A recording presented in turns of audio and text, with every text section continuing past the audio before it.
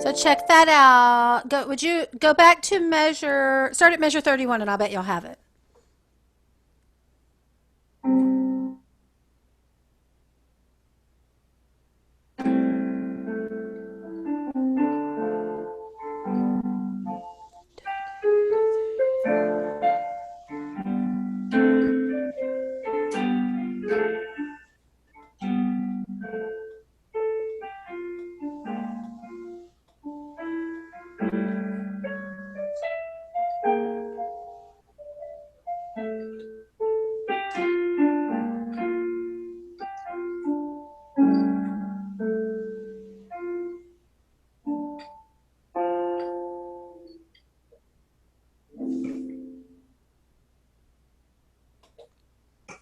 Nice job. Nicely done. Nicely done.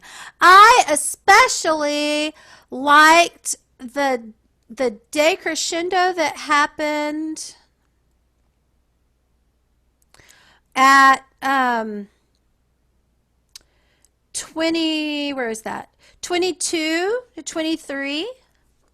What I would have liked right there was for it to have stayed down, because the chord at measure, sorry, I can't read the numbers, 26, 25, measure 24 sounded louder than what was before it. Oh, okay. And that's like the bottom of the diminuendo. And then you're going to grow from, in the next measure, you're going to grow out of that. Where's a good place to start to get into that?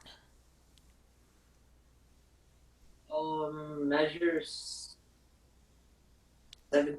Not 20. Alrighty. Go ahead, sir.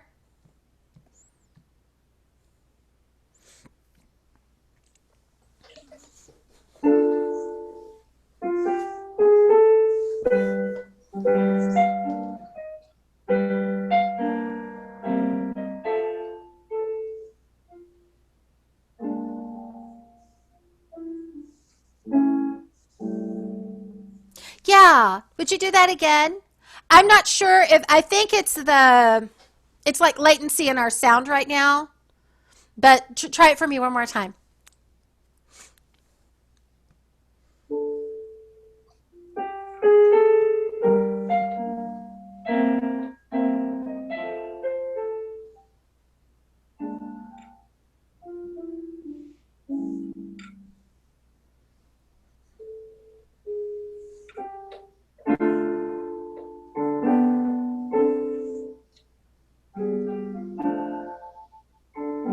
Okay, so right there, right before that, you had a diminuendo,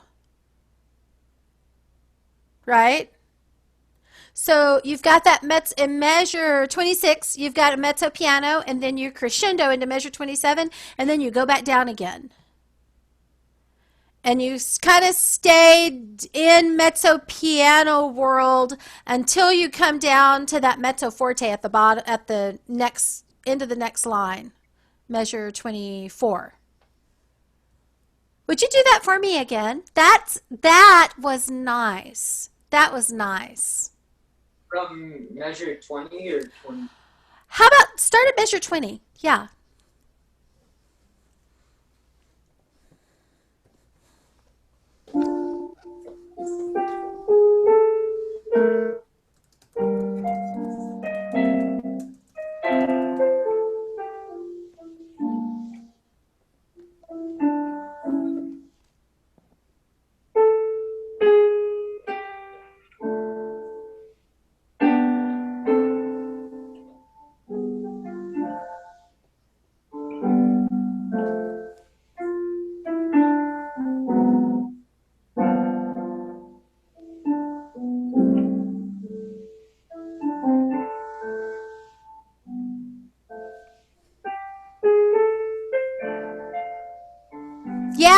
biggest place. Yeah, so that's big right there. Let it ring out. So I like it. Could you start at is measure 21 an okay place to start? I'm not sure if I'm reading that right. Wait, measure 31. Sorry.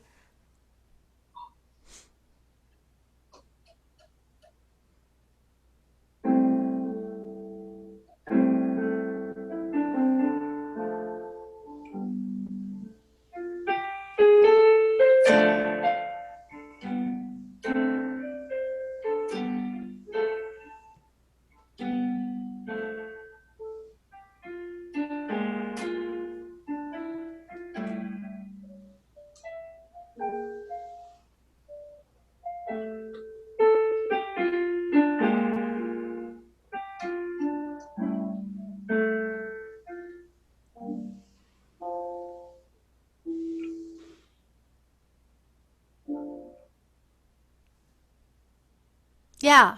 Yeah, and hold that last chord like it's got a fermata and it's 3 beats. Yeah. And don't feel like that next to the last measure has to be rushed because it's got a retardando. So I really like what I'm hearing with dynamics.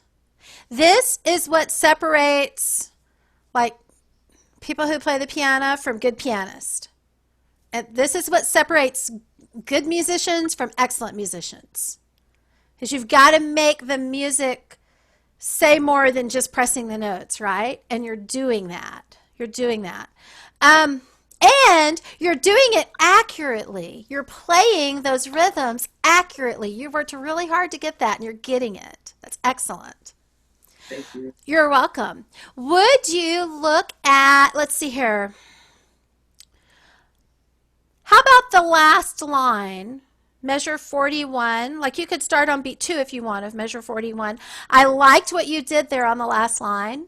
I would take a little more time in that next to the last measure and then the last measure. Don't feel rushed.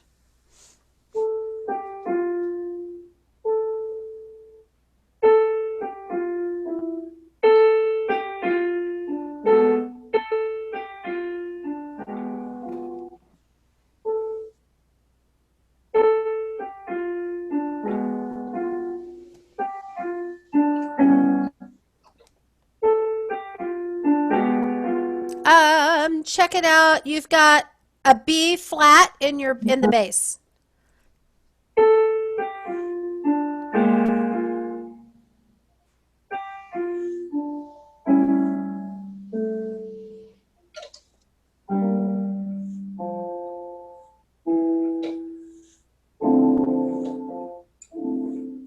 Yeah. Yeah. Are you and I'm asking this because sometimes I can't tell. Are you holding the next to the last measure? Are you holding those right hand notes for 3 beats?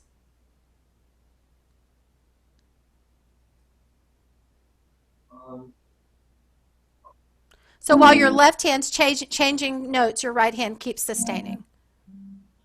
mhm. Okay.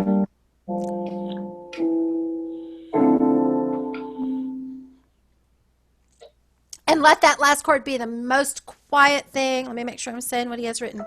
Yeah, the most quiet thing that happens. Yes. Yes. I really like it. I really like it.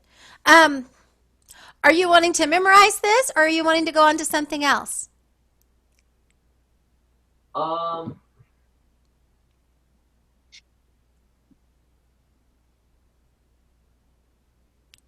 I'll maybe. Um, I'm not sure. On your video.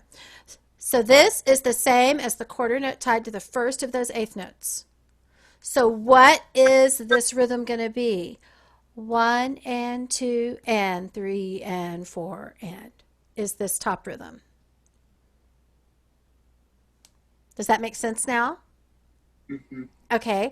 What about this bottom rhythm? One, I'm sorry. so it'll be 1. Go ahead. and two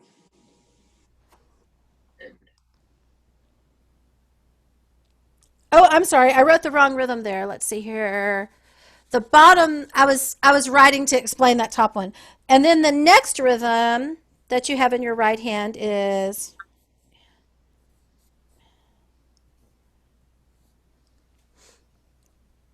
So the rest would be 1 and mhm. 2 and 2 and 3 and wait. Oh, there's a quarter note. Yeah, 4. I'm sorry. Does me not having note heads confuse you? There you go. There's some note heads. Okay, so do you want to write those counts in under those rhythms? Mm-hmm.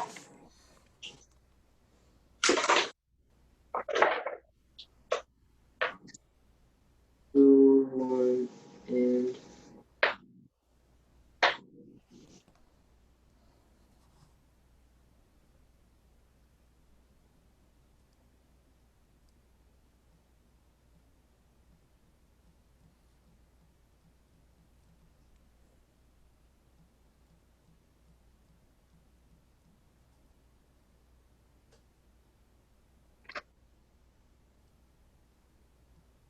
okay. Okay.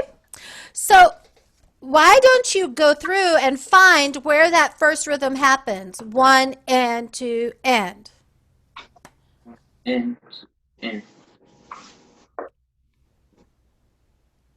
oh, 1 and 2 and 3 and 4.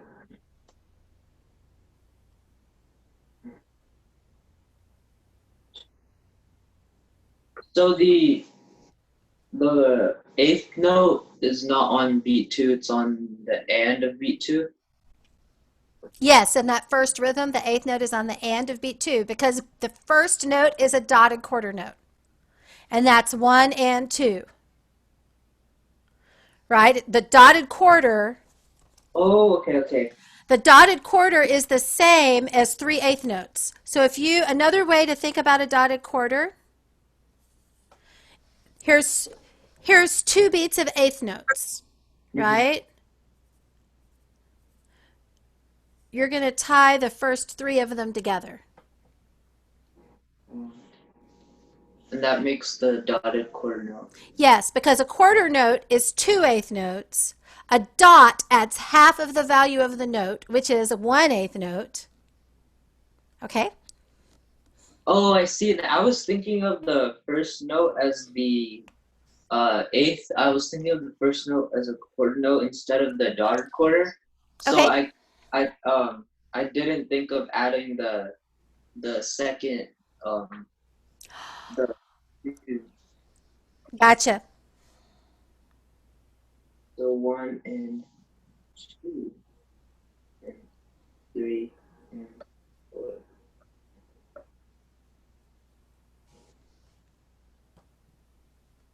3 and 4 and 1 and 2, 3 and 4, and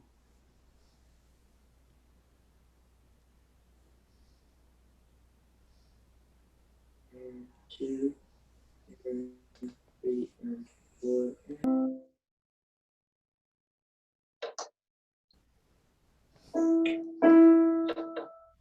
So count the rhythm and then play the rhythm and check yourself to see if when you play if you're being true to what you counted. Okay. Alrighty, sir. Nice job. So next week, let's be sure that we look at the Lang Lang, okay? Okay. Let's see. Sorry, I can't type fast enough.